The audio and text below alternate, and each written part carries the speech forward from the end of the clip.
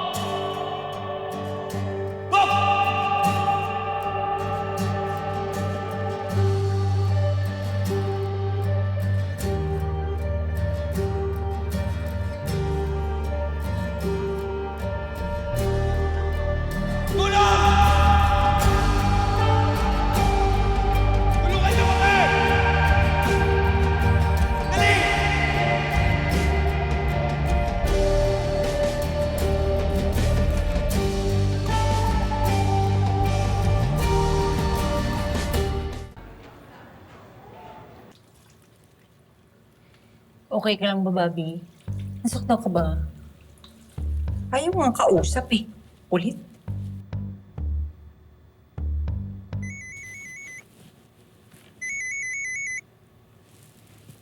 Hello, sir. Hello, Enriquez! Nabaril si Tonyo dito sa ospital ni Mandong Warak. Ho! O, siguro, sasabihin ko kay Chief. Pupunta ho kami dyan. Garcia! Nasaan si Conde? Nandito sa loob. Tara.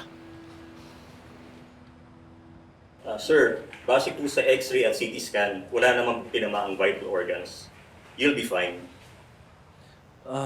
Dok. Kumusta po si Conde? Base po sa X-ray at CT scan results niya, wala naman pong tinamaang vital organs. Kailangan lang nating i-prepare muna yung OR, then we'll do the operation.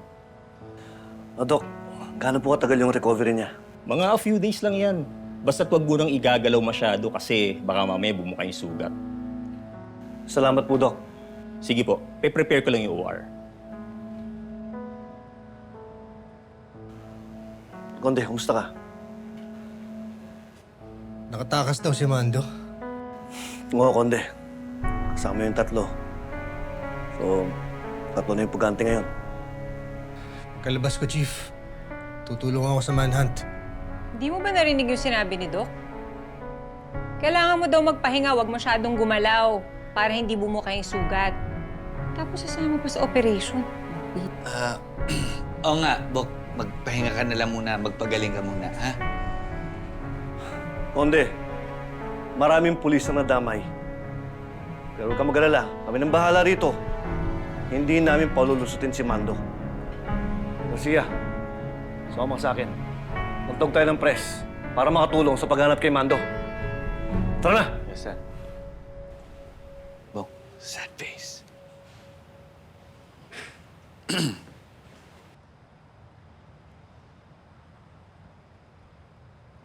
Sasama pa sa operation. Tinamaan na nga ng balay, nasa ospital na nga eh. Hindi ka robot tao ka. May tama ka nga ngayon, no? Enriquez, naririnig kita, ha? Pakilakas pa nga ng konti. Maraming salamat nga pala sa pagdalaw. Pwede pa, mangako ka sa akin. Huwag ka nang sasama dun sa paghanap kay Mando, ha? Paubayan mo na yun sa iba.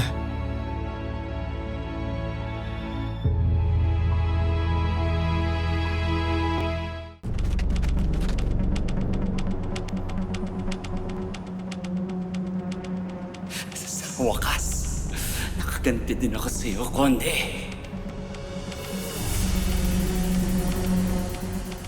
Grabe yung nangyari sa ospital, no? Binaril yung isang pulis. Buti na lang kamo, hindi napuruhan. Ang balita ko, inooperahan siya ngayon eh. Oh, sana naman makaligtas siya, no? Kaya nga eh.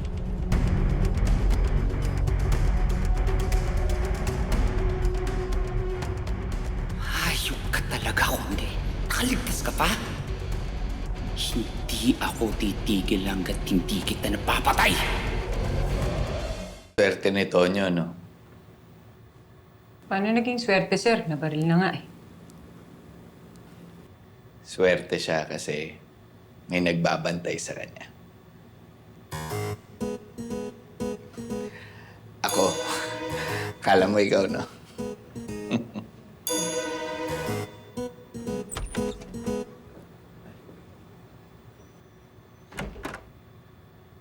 Ano pong balita? Confirm. 5 yung preso nakatakas. At kasama doon si Mandong Warak. Sir, dapat huntingin na natin yung mga yan. Yan talaga ang magiging mandate natin, Garcia. Pero siguraduhin muna natin na maayos ang kalagayan ni Conde. Magdadagdag ako ng bantay dito dahil alam naman natin na matindi ang gahit ni Mandong Warak kay Conde. Excuse me po, sir. Tapos na pong operahan si Lieutenant Conde. Dadalhin na po siya dito sa kwarto. Maraming salamat.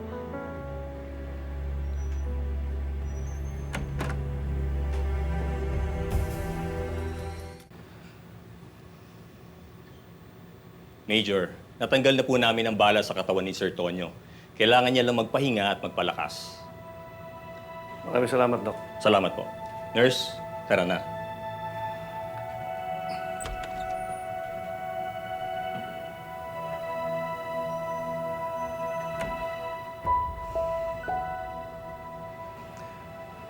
Garcia, ngayon ka muna dito.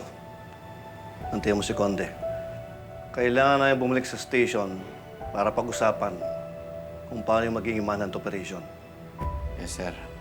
Ako po muna bahala dito kay Conde. Balitaan ko na lang po kayo kung meron bagong update. At susunod na lang po ako sa police station kapag okay na po lahat. Sige. Enriquez, tara na.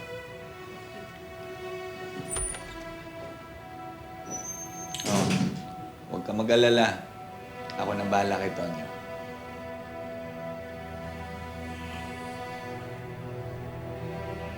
Enriquez, huwag mo kalimutan yung sinabi ko sa'yo kanina. Ipaubaya mo na lang sa kanila yung pagkahanap kay Mando.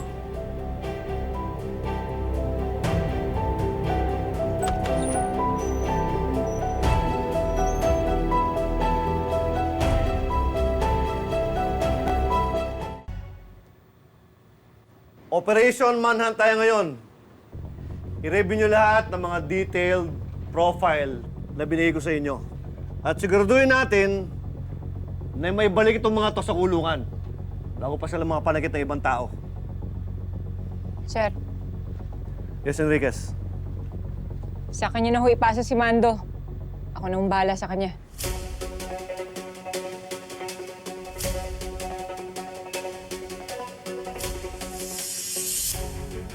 Sigurado ka? Si Mando ang pinakadelikado sa mga yan. Siguradong sigurado po ako, sir. Sige. Keep your communication lines open. Lahat na makuha niyo impormasyon, i-report niyo sa akin. Dismiss.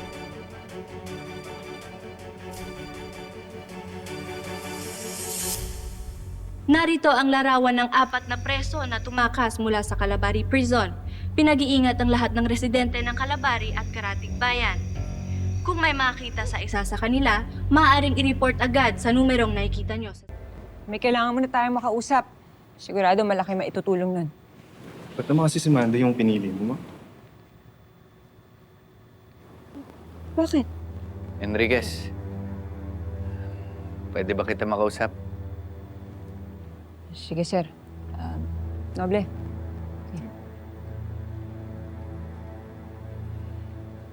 Balita ko, kinuha mo raw yung kaso ni Mando, ah. Di ba nakausap ka na ni Conde tungkol doon? Ikaw naman. Halatang halata naman na nag-aalala na nga sa'yo yung tao, eh. Mabuti nga sa'yo, may nag-aalala, eh. Sa akin, Sir, alam naman natin na si Sir Tonyo ang pakay ni Mando, di ba? Sa ngayon, hindi siya makakilos dahil alam niyang marami pang pulis sa ospital. Pero hindi ko nahintayin yan, sir. Kikilos na ako ngayon.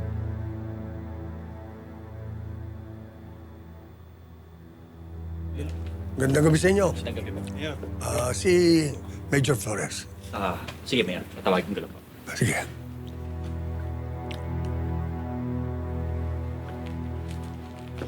Pakiusap ko lang sa inyo, sir. Sana huwag niyo itong sabihin kay Sir Tonyo. Baka lalo yung ma-stress eh. Sige. Mag-ingat ka. Salamat, sir. Enriquez, mag-ingat ka kay Mando ah. Yes, sir. Salamat. Bobby, Mayor, anong ginagawa niyo dito? ay, kakausapin ko lang si Major Flores. Ikaw, saan ka punta? May manhunt operation ho kami. Isama mo si Conde, ha? Mas panatag ako pag kasama mo siya, eh. Nasa ospital po si Sir Conde. Oh, bakit? Nabaril po siya ng isang nakatakas. Pero recovering na po. Nagpapagaling na po sa ospital. Basta tawagan mo lang ako pag may kailangan kayo, ha? Sige, ingat ka, anak. Opo, salamat po.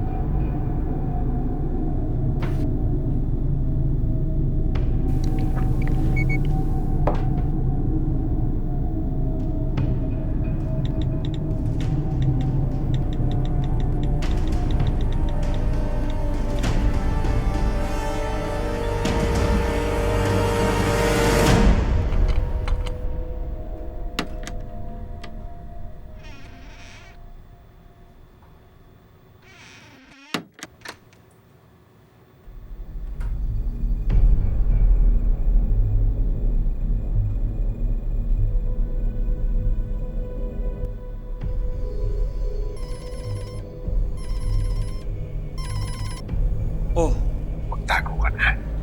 Kalat na yung mukha mo sa balita. Puntahan mo yung address na sinend ko sa'yo. Nandun rin naman yung pinapatrabaho ko sa'yo. Next time na yan, boss. May kailangan ako kasi kasuhin. Sira ulo ka ba? Pag ikaw nahuli, sayang yung nilabas kong pera para makatakas ka. Oo, alam ko na yan, boss. Huwag ka masyado nagkakape. Si Mando to.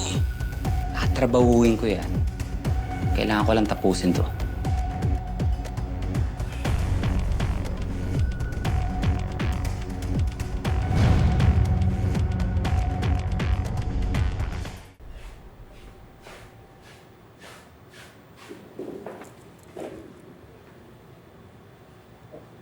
Yung ba gusto nyo? Sinabi ko na lahat sa kanila. Romel, ako si Master Sergeant Bobby Enriquez. At ito naman ang partner ko, si Patrolman Jake Noble. Baka may naaalala kang kahit anong nabanggit man lang ni Mando sa'yo. Kahit ano na makakatulong sa paghahanap namin sa kanya. Wala nga. Paulit-ulit na lang kayo. Ang plano namin hanggang makatakas. Kanya-kanya na dapat kami pagkatapos. Kilala mo ba kung sino yung tumulong sa inyong makatakas? Posible kasing tulungan niya si Mando na magtago. Wala rin siyang nabanggit. Basta isang tao na madaming koneksyon at kapit daw dito sa Kalabari. Alam mo ba kung bakit niya ito tinulungan tumakas? Hindi rin. Basta ang sabi ni Mando, dati niya tong boss. Ewan ko, baka may bagong papagawang trabaho sa kanya. Sige. Salamat. Teka. Baka pwede niyo makausap si Warden. Hirap na hirap na ako nakabartolina dito. Pasensya na. Resulta yan ng mga maling desisyon nyo. Sana lang talaga nagsasabi ka na dito. Dahil kapag kami sinaktan si Mando, nasa mga kamay mo rin yun.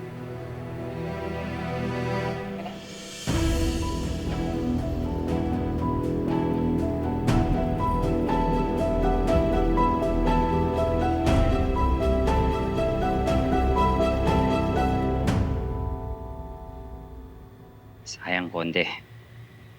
Patay na yung girlfriend mo. Ang problema, sino ang pwede kong gamitin para mapalabas ka sa ospital? Bilisan mo, bilisan mo!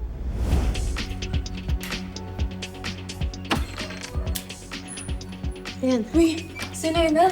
Sina ka? Alam ba ni Sir Tonyo na may duplicate ka ng susi ng bahay niya? Ano ka ba? Siyempre, hindi ko na sinabi sa kanya. Ay, naku, sis. Ano ka? Pilingera ka talaga. Useful naman, di ba? I'm sure kailangan ni Sir Tonyo ng pamalit na damit doon sa ospital. Mas maganda na may dala tayo kaysa wala. May point nga naman. Tara, bilisan namin sa nag-aantay mo si Ano. Bilisan niyo. Tutuwa si Sir Tonyo. Kompleto na yung damit niya. Alam mo, girl, halatang halata ka. Na ano, may gusto kay Sir Tonyo. Alam mo, ganyan din kami dati. Kaso matagal na namin tinanggap na may iba ng love si Papa T. Sino? Yung maganda na katrabaho niyang pulis? Si Ma'am Bobby? Nung fiesta pa lang, ang lagkit ng tinginan nila. Alam mo, feeling mo lang yon. Basta ako nararamdaman ko, gusto ko ni Sir Tonyo. Okay? Tara na. Sige.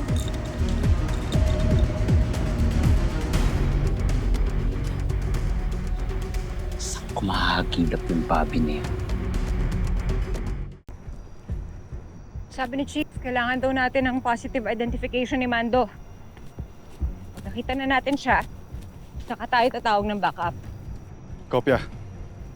Poble, tandaan mo, walang mag-i-engage siya. A-IDhan lang natin, tapos mag-regroup tayo dito.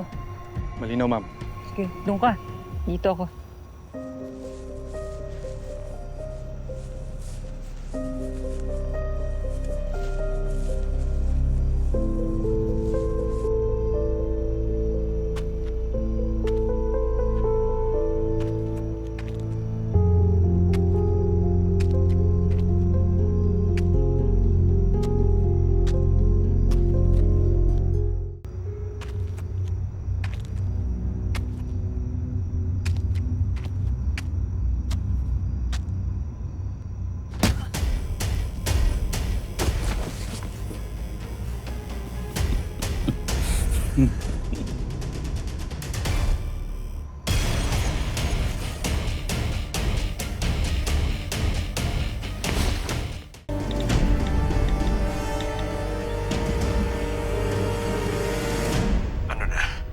Sandali na lang to, boss. Malapit na matapos ang project ko. Pagtapos na ito, sayong-sayo na ako. Magkaintindihan nga tayo, man. Naglabas ako ng pera para hindi sumakit ang ulo ko sa'yo. Boss, sandali na lang to. Alam mo naman si Condin sumira ng buhay ko, di ba? Kaganti lang ako. Nakahanap na ako ng paraan para masolo ko si Conde. Hawak ko ngayon yung kalab team niyang pulis na si Master Sergeant Roberta Enriquez. Si Bobby?